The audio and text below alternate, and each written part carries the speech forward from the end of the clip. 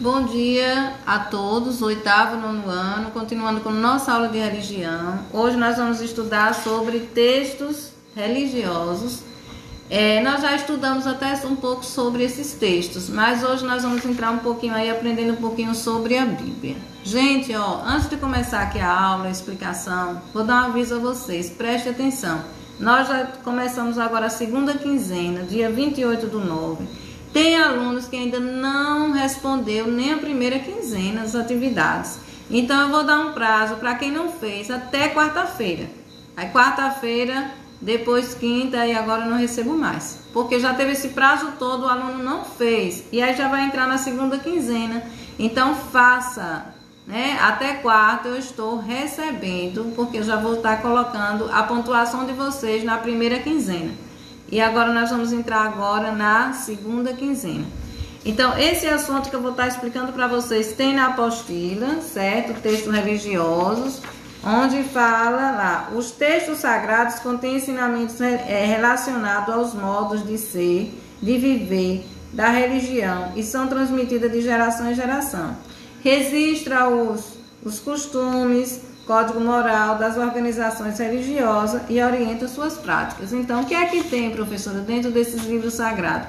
Toda a história, também tem as suas doutrinas, suas regras, suas orientações e também fala um pouco sobre os modos, os costumes, né? Então, todo livro aí tem suas regras, suas leis, seus costumes e também conta a história de um povo. E para quais são as principais funções de textos sagrados, de livros sagrados? Serve para registrar o que? Os fatos, os acontecimentos, né? As doutrinas, as leis. Serve para comunicar, porque a pessoa está lá e vai se comunicar, né, com os seus fiéis. Vai ler as histórias, vai ler o que passou, vai ensinar, né, as experiências que está ali dentro daquele livro sagrado. E também atualizar, né? Porque os livros, principalmente a Bíblia, né? É um livro vivo. Porque a Bíblia é um livro vivo, professora? Porque tudo que está nela já aconteceu, está acontecendo e vai acontecer, certo? Então, as principais funções é registrar, comunicar e atualizar, né? Atualizar vem aqui as experiências original no tempo e espaço. Independente do período, o texto sagrado mantém suas mesmas estruturas originais. Então, são livros originais, certo? Que não mudam, eles permanecem aí atualizados, ok? Então, o primeiro livro aqui que nós estamos vendo aqui é Vedas, né? Vedas aí é a escritura sagrada mais antiga da humanidade. Então, qual é aí a escritura sagrada mais antiga da humanidade? É Vedas. O que é que significa Vedas, professora? Saber e conhecimento, certo? Outro livro aí importante é esse aqui, que é Dharma, né? Que é o livro do budismo, certo? Então, quem segue o budismo está sempre lendo esse livro, que significa o caminho do Dharma, né? Que vem aí o quê? O iluminado, vem relacionado o quê? Ao budismo, certo? Aqui a prática, como eles leem, né? Nós já estudamos aí que o budismo são religiões aí que mais trabalham com a filosofia, né? Se dá mais onde que na Índia, Japão, China, certo? E a maneira aí que eles leem, vocês observem, né? Que eles sentam no chão, fazem a reflexão, a maneira que eles sentam e a maneira aí que eles estão lendo aí o livro sagrado, ok? Que é Dharma, também tem Vedas, ok?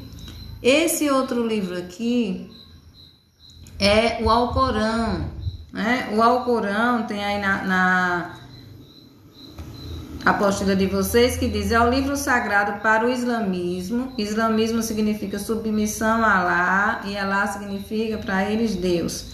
Os seguidores acreditam ser a revelação da fala ou palavra de Deus. Para os muçulmanos, a mensagem divina foi transmitida para profetas anteriores, como por exemplo Moisés, Jesus, mas foi corrompida pelos homens.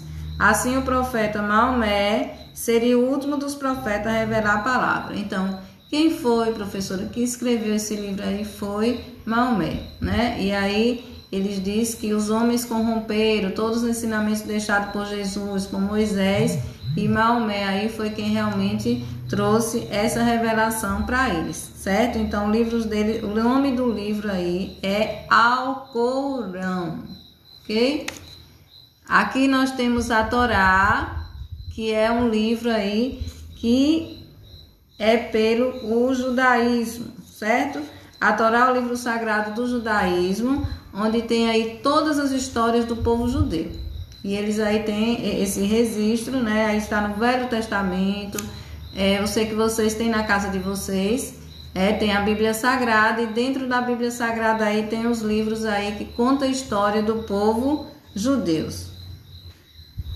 Pode ser entendida como lei, mas originalmente significa ensinamento ou instrução, né? E aí nós temos a Torá. E aqui agora nós vamos entrar um pouquinho sobre a Bíblia Sagrada, né? Que todos temos em casa uma Bíblia Sagrada. E a Bíblia Sagrada, ela tem sua divisão, né? Ela tem o Velho Testamento, contém 39 livros, narra a origem do mundo, do homem, história do povo escolhido e promessa do Messias. Quem é Messias, professora? Jesus. Então, a Bíblia aí tem 39 livros. A Bíblia Católica tem uns livros a mais, certo? Que depois eu vou estar explicando. E aí, esse Velho Testamento conta o quê? Narra a origem do mundo, da criação do mundo, do homem, a história do povo escolhido. Quem é o povo escolhido, professor? Os judeus. E as promessas do Messias, que é também falando sobre Jesus. E aí vocês lembram, qual é a grande divisão da Bíblia? Velho Testamento e Novo Testamento. Por que velho? Porque aí foi o passado, né? Contando a história do todo o povo judeu e também falando sobre a promessa que viria o Messias. O Novo Testamento é uma nova aliança aí que foi feita através de quem? De Jesus. Ok? Então, velho e novo. Aqui está a divisão da Bíblia, toda a divisão, certo? Então, primeiro vem Pentateuco, que significa o quê? 5. São os 5 primeiros livros da Bíblia, que vem Gênesis, Êxodo, Levítico, Números e Deuteronômios. Vem históricos, que conta a história do povo judeu, né, lá dos hebreus. E quem tem interesse aí, gente, tem 2 livros aí históricos que eu acho lindo. É o livro de Ruth e o livro de Esther. Quem puder ler, leia, né? São livros belíssimos. O livro de Esther mesmo é um livro romântico, muito belo, que conta a história de uma rainha. O livro de Ruth também são livros belíssimos, né? E tem todos esses outros livros aí que são históricos. Depois vem Poético, que fala sobre poesia, né? Vem Jó, vem Salmo, Provérbios, que é ensinamentos, tem cantares, são verdadeiras poesias, também são belíssimos. Depois vem Profetas Maiores. O que significa isso, professora? Eram os profetas ali, que eles são livros grandes, né? Tem muitos capítulos. E eles ali falavam profecia, eram inspirados por Deus para falar o que estava acontecendo ali com o povo judeu, o que ia acontecer, e eles estavam ali sempre orientando e falando para o povo. Depois vem profetas menores, né, que são livros menores, também eles estavam ali profetizando, porque o povo judeu, a sua trajetória aqui na terra, eles entraram em muitos caminhos errados, eles se afastaram de Deus, teve momentos, né, que eles estavam em pecado, e aí Deus usava esses profetas para falar para eles o que eles estavam cometendo e o que eles precisavam fazer, que era o quê? Voltar ao arrependimento. E aí vem essa parte aí, até esse verde aí que vocês estão observando, é o Velho Testamento. O Novo Testamento vem os evangelhos, que é Mateus, Marcos, Lucas e João, que vem contando a história de Jesus. Depois vem histórico, que é Atos. Depois vem as cartas de Paulo, né? Paulo aí foi um grande escritor, ele escreveu 13 cartas, depois vem outras cartas e depois vem profecia, que é Apocalipse. Então, Apocalipse significa aí profecia, foi escrito pelo apóstolo João. Apocalipse é um livro que muitas profecias já aconteceu, outras estão acontecendo e tem outra parte que vai acontecer. Então, a Bíblia está dividida aí, né? Dessa maneira aí, certo?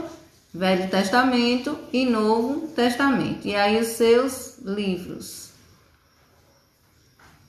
Aí que vem a introdução, né? Falando um pouquinho que a Bíblia é composta por 66 livros, 1189 capítulos, tem 773 mil palavras, né? E ela vem dividida aí em Antigo Testamento e Novo Testamento. O Novo Testamento são 27 livros e o Velho Testamento em 39 livros. E o nome Bíblia significa coleção, coleção de livros, ou biblioteca, coleção, porque são vários livros.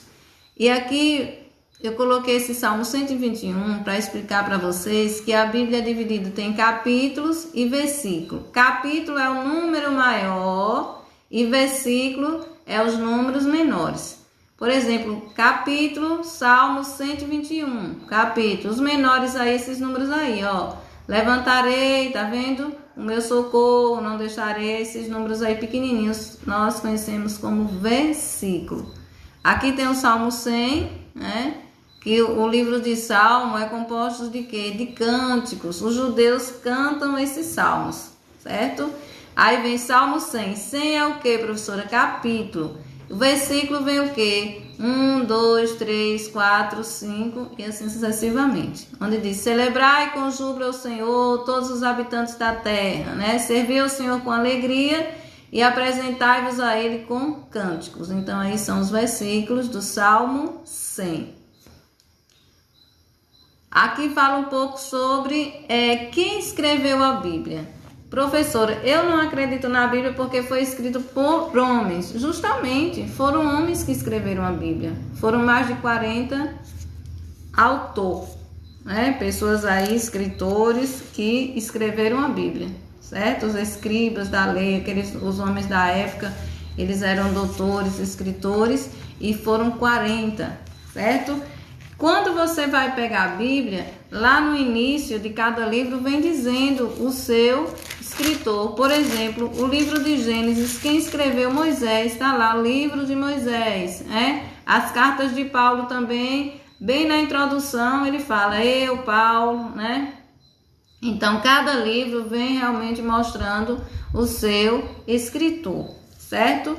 No início, quando começou aí, primeiro foi escrito os 10 mandamentos. Quem escreveu, professor, os 10 mandamentos? Deus, né? O dedo de Deus lá, ele colocou as 10 leis que o povo judeu deveria seguir. E entregou essas pedras escritas a Moisés.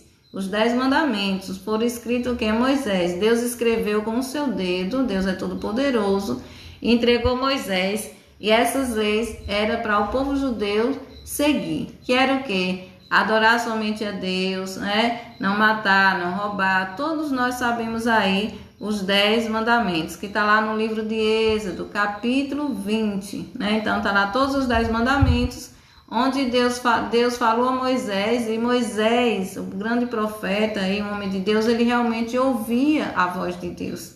Né? Ele subia um monte, lá no Monte Sinai, lá Deus se comunicava com ele, e Deus disse, ó Moisés, diga ao meu povo que siga essas leis, porque eles seguindo, eles vão ser prósperos, vão ser abençoados. E realmente é leis que realmente vem abençoar a vida do ser humano, né? A lei cheia de quê? De moral, bons costumes, realmente ensinando como as pessoas devem proceder aqui na terra.